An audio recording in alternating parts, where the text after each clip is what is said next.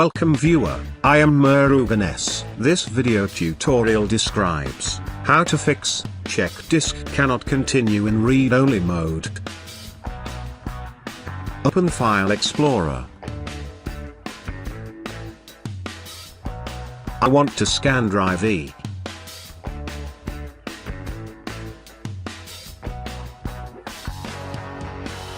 Type CMD in Windows search bar, command prompt.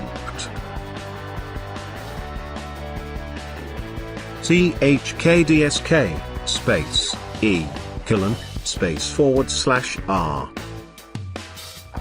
Press Enter key.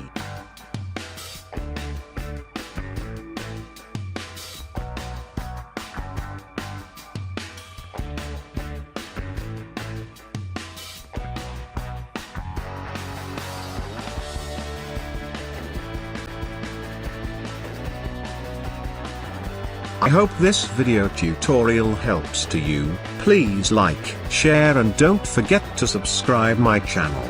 Thank you very much. See you next video.